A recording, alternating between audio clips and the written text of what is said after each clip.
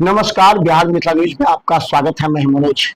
देखिए, 16 तारीख को लगातार नॉमिनेशन की वजह से दरभंगा के कई जगहों पर काफी भीड़ रही। वहीं दूसरी तरफ दरभंगा कोयटी से एक तरफ मुरारी मोहन झा ने नामांकन किया तो दूसरी तरफ राष्ट्रीय जनता दल से फराज फातमी ने नामांकन किया।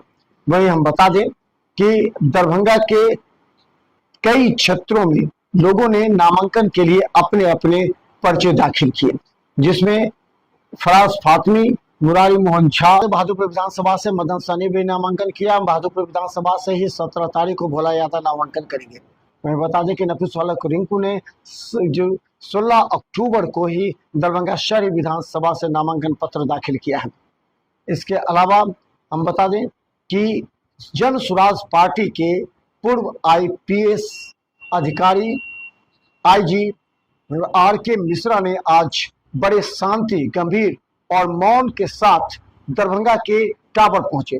वहां उन्होंने सबसे पहले प्रतिमा पर माल्यार्पण किया और बहुत शांति से, ताकि शहर के किसी लोगों को डिस्टर्ब न हो। बाकी कई प्रत्याशी बैंड बाजा बड़ी बड़ी गाड़ियों से आए, पूरा शहर चक्का जाम रहा। लेकिन जन स्वराज के RK मिश्रा ने एक नई नीति के तहत लोगों को कोई दिक्कत न हो चुकी, वे अधिकारी रह चुके, वे जानते हैं जाम से कितने लोग परेशान होते हैं। शांतिपूर्वक उन्होंने अपने कुछ लोगों के साथ नगर निगम पहुंचकर पर्चा दाखिल किया RK मिश्रा ने। तो देखिए पूरी रिपोर्ट, किसने आज कहां से पर्चा दाखिल किया। आज 2 सेट में नामांकन दाखिल किए हैं। प्रथम सेट में हमारे दरभंगा शहर के जो माइनॉरिटी के लोग हैं उन लोगों ने पहला सेट दाखिल किया, उनके प्रस्ताव से पहला सेट दाखिल हुआ है। दूसरा सेट दरभंगा शहर के तमाम सभी समाज के लोगों के द्वारा दाखिल हुआ है। कल हम लोग तीसरा सेट भी दाखिल करेंगे, जो दरभंगा शहर के तमाम माता बहनों की तरफ से दाखिल किया जाएगा। सर, हाथ में भगवत गीता को लेकर के गए थे, क्या संदेश इससे? भगवत गीता ये संदेश देता है कर्मण्येवाधिकारस्ते। दूसरा संदेश देता है धर्म क्षेत्र में और कुरुक्षेत्र में, युद्ध क्षेत्र में किसी तरह की इस लड़ाई में सच की जीत होती है। जो सच पे रहेगा वही जीतेगा, जो ईमानदारी से रहेगा वही जीतेगा।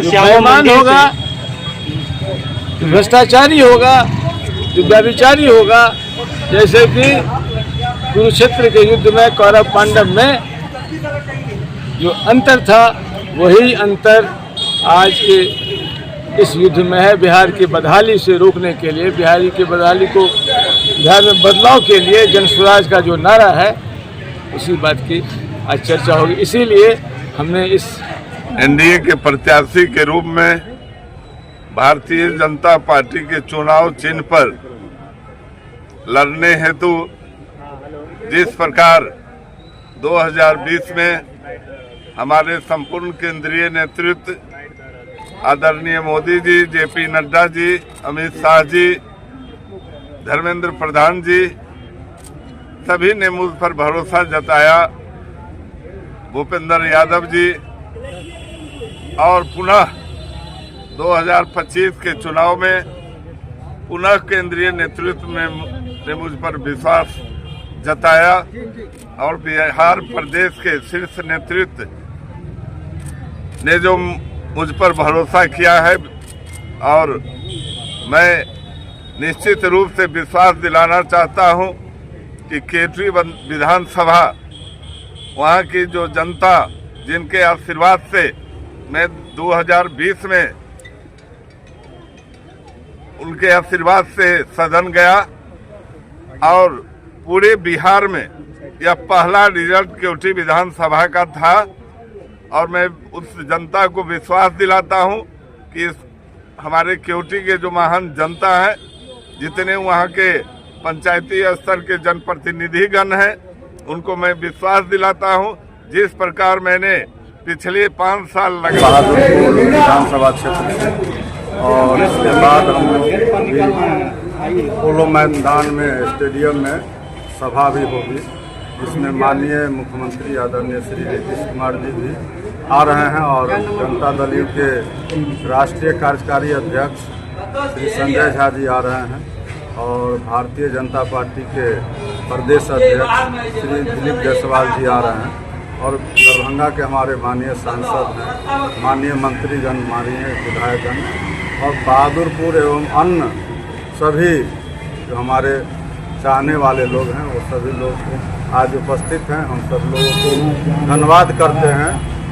कि सभी लोग आज भारी संख्या में जुटे हैं और हमको पूरा भरोसा है कि हमारा चौथा विधानसभा चुनाव है और पार्टी ने भी और एनडीए परिवार ने भी हम पर भरोसा किया है और बहादुरपुर के जनता भी, मतदाता मालिक भी हम पर भरोसा करते हैं। ये हमें विश्वास है और हम लोग अभी 4 सेट में नामांकन जी बोलिए। और हमको भरोसा है बिहार में बहुत सारे काम हुए हैं। उसके साथ साथ हम लोग बहादुरपुर में भी 700 करोड़ से ज़्यादा का काम किए हैं और विभिन्न क्षेत्र में काम किए हैं। इस बार अगर हम लोग को मतदाता मालिक मौका देती है तो आगे भी हम लोग बहादुरपुर को बिहार के मानचित्र पर कहिए देश के है और केवटी से मैं चुनाव लड़ रहा हूं, महागठबंधन का प्रत्याशी हुआ हूं। मैं सबसे पहले अपने लीडर अभिभावक गार्जियन लालू जी का शुक्रिया अदा करता हूं, अपने लीडर भाई तेजस्वी यादव जी का शुक्रिया करता हूं जो युवाओं की धड़कन है। और मुझे पूरा भरोसा है जिस तरीके से पहले भी 2 मरतबा केवटी की जनता ने मुझ पर भरोसा किया है, निश्चित तौर पे इस बार महागठबंधन बड़ी मजबूती के साथ केवटी में लड़ेगा। जनता मालिक है, मैं जाऊंगा, लोगों से मिलूंगा। मुझे पूरा भरोसा है जिस तरीके से प्यार पहले उन्होंने दिया इस बार भी वो देने का काम करेंगे और बीजेपी को हम लोग बड़ी मार्जिन से हरा करके भेजने का काम। कई सालों बाद किसी ज़रूरत से नहीं आता है। हम आज दरभंगा शहरी विधानसभा से नामांकन किए, वह जनता के आह्वान पर हमने नामांकन किया है। हम लगातार जनता के बीच में थे और आज से नहीं, चुनाव तो आज है और हम जब से राजनीति में है तब से लगातार अपने जितनी भी हमारे दरभंगा शहर के सम्मानित जनता के साथ लगातार हमारा जो है संपर्क रहता है। उनके हर सुख दुख में नफीसुल्लाह रिंकू साथ खड़ा रहता है। आज उनकी आह्वान पर आज दरभंगा शहरी विधानसभा से नामांकन कर रहे नफीसुल्लाह रिंकू यहाँ आया है उन लोगों की आवाज़ को बुलंद करने के लिए, दबे कुचले की आवाज़ को, दलित महादलितों की आवाज़ को, पिछड़ों की आवाज़ को, अल्पसंख्यकों की आवाज़ को मजबूत करने के लिए नफीसुल्लाह रिंकू आज नामांकन दरभंगा शहरी विधानसभा से करने का काम किया है। क्या मुद्दा रहेगी, बदहाली या फिर यहाँ के जो 6 बार के विधायक रह चुके हैं वो उन्होंने कहा कि हमको जनता सिर्फ विकास और विकास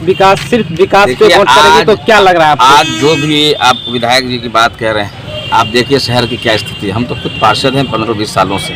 शहर में आज तक जो है हम लोगों ने प्रयास किया। तो आप देखिएगा आज भी 25 साल विधायक रहने के बावजूद और सरकार में रहने के बावजूद आज के जल जमाव की समस्या से निदान नहीं हो पाया। सड़कों की स्थिति जर्जर स्थिति देख लीजिए और आप जितनी भी मूलभूत समस्याएं दरभंगा के शहर की सम्मानित जनताओं की, इन लोगों ने आज तक उन्होंने इस तरह से कोई ऐसा काम नहीं किया जिसके वजह से जो है शहर को एक विकास के पटरी पर दौड़ाने का। ठीक है, जब तक इन लोगों ने किया अपना सिर्फ वोट बनाने के लिए, वोट बैंक बनाने के लिए आप इन लोगों ने अपना समझिए कि दंगा जमना तहजीब को तोड़ने का इन लोगों ने काम किया, जिसके वजह से आज तक वो विधायक बनकर शहर में हैं। अगर जिस दिन जनता जग चुकी है अब और जनता ने आज हमें भेजा है नामांकन के लिए, तो इस बार